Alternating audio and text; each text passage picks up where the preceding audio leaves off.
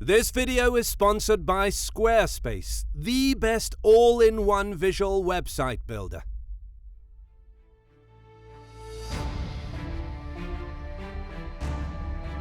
It is 1204 AD.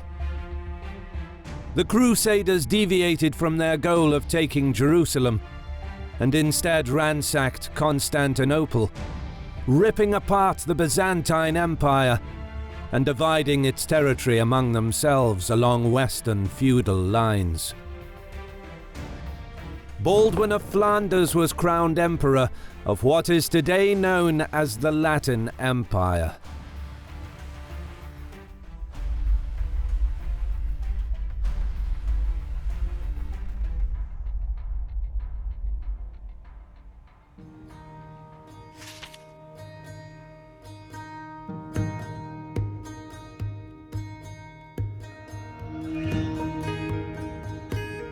As the Latins consolidated in Constantinople, their major vassals were the Kingdom of Thessalonica, the Duchy of Athens, the Principality of Achaia, and the Duchy of Archipelago, while many important ports and islands were awarded to the Republic of Venice for their assistance in the sacking of Constantinople.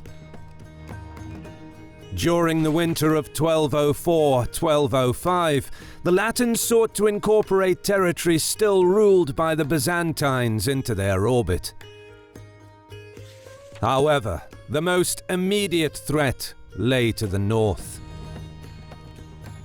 The Second Bulgarian Empire was established just 20 years prior under the Asan dynasty. Emperor Kaloyan was the youngest of three brothers that ruled the new Bulgarian realm since 1185. After Constantinople fell to the Western Crusaders, Bulgaria emerged as the leading power in the Balkans. Recognizing their biggest rival in the region, the Latin Empire attempted to negotiate an alliance with Bulgaria against the remaining Byzantine territories.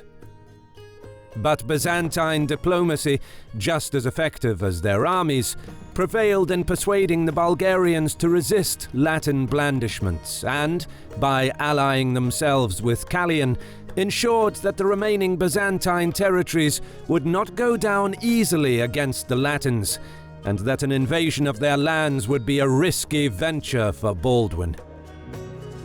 And these close ties with the Bulgarian emperor would be of good use just a year later, when Greek officials in Adrianople revolted and expelled Latin administrators, requesting Bulgarian support against Baldwin, who set out from Constantinople in force as soon as news of the revolt reached him.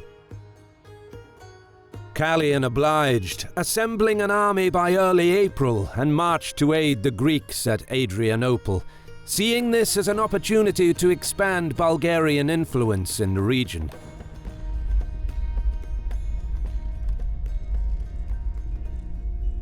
As the Latins approached the city, they saw Bulgarian flags flying on the city walls. With no sign of the enemy, Baldwin promptly besieged the city. But over the course of the next 10 days, elements of the Bulgarian army appeared to the north. Riding ahead of the main army, contingents of fast-moving Cuman horse archers probed the Latin camp. Some of the mounted Crusader knights and men-at-arms rode out, but the Cumans simply fled. For once, the Latins' discipline eluded them, and they carried on the chase, quickly becoming spread out. Cuman riders turned and unleashed volleys of arrows, wounding many of the Latins' horses, but killing only a few. The Westerners finally wheeled about and retreated, realizing their mistake. Furious with the lack of discipline among those who chased after the enemy, Baldwin held a council of war. Well aware that there would be a major battle the following day, he issued strict orders that no one was to move unless explicitly ordered. During the discussion on how to conduct the battle, Venetian Doge Enrico Dandolo, a man in his 90s and completely blind, considered to be wise due to his age, advised caution against the numerically superior Bulgarian army. Louis I, Count of Blois, regarded as one of the best military commanders in the Latin camp, urged for action next time the enemy is sighted, arguing that the deadly frontal charge of heavily armored Crusader knights and men-at-arms can break the Bulgarians, despite their large numbers. It was decided that the Venetians and a small force under Geoffrey de Villehardouin would guard the camp and maintain the siege of Adrianople, while the Crusader army would form up in front of the camp to confront Kaloyan. Early next morning, Louis's contingent was already arrayed for battle. Just as Baldwin was forming the second line, the Cumans appeared from behind a gentle hill to the north of their position, riding towards the Latin camp just as they did the previous day. The Latins planned to wait until the steppe horsemen came close enough and then launch a frontal charge that would lock the Cumans in close quarter fighting, where the Crusader knights could do most damage. But when showers of arrows began stinging Louis's troops, he charged the enemy. The Cumans clashed with the Crusaders, but after a brief skirmish they broke off and seemingly began fleeing towards the Taza River. Completely ignoring the previous night's agreement to form his line and wait for orders, Louis set off in hot pursuit of the steppe riders, urging Baldwin to follow suit. Forced to support the initial charge, the Latin emperor hastily assembled his troops and joined the pursuit of the fleeing army.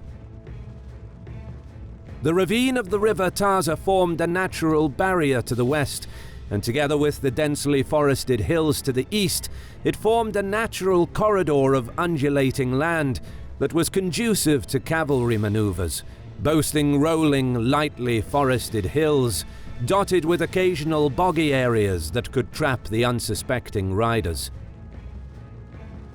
As they made their way north, the Latins spotted smoke rising in the distance. Louis thought this must be where Kaloyan encamped with his army, and assumed that the Cumans intend to flee to the safety of the palisades. The excitement of the pursuit invigorated Louis's men. But after harrying the pagan riders for a few kilometers, they began losing formation and their horses began to tire. Suddenly, the Cumans turned on the retreat and hurtled back towards the Westerners, screaming and firing their arrows. Meanwhile, Baldwin managed to catch up and found himself close to Louis's division. In the vortex of the battle, he found the Count wounded by 2 arrows and knocked from his horse as the Crusaders pushed back the lightly armored steppe horsemen. The Cumans could not withstand the charge of the heavy cavalry, and they retreated once again, this time at full gallop, towards the swamp up ahead. Seeing Louis on the ground amidst the churning frenzy of the conflict, Latin knights plunged towards the stricken noble, raised him to his feet and begged him to go back to camp because of the severity of his injuries. But he refused to abandon the pursuit.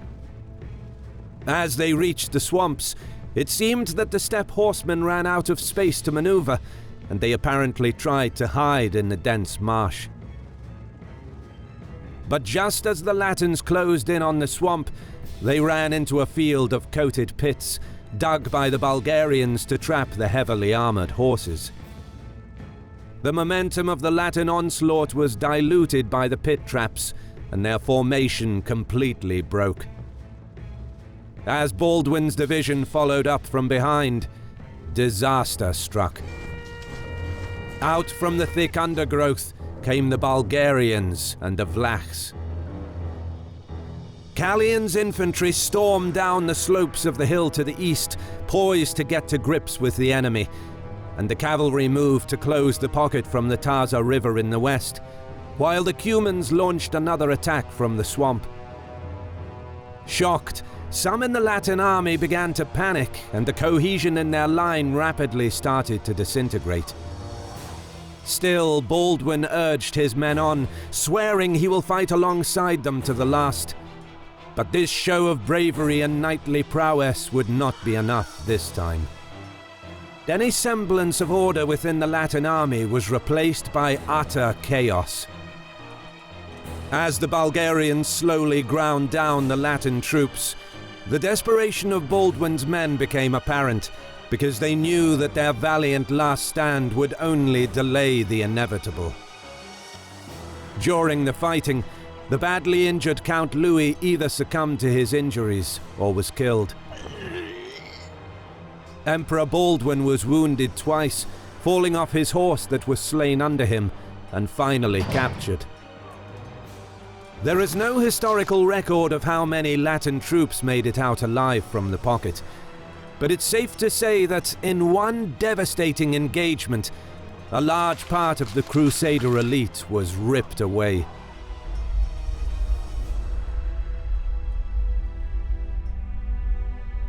The few who managed to escape rushed back towards the camp, where Villehardouin found himself the senior surviving French noble as the general retreat commenced. Due to the glory of the Knight army, who had taken Constantinople itself, despite its walls considered to be unbreakable, their total defeat at Adrianople sent shockwaves across the Catholic world.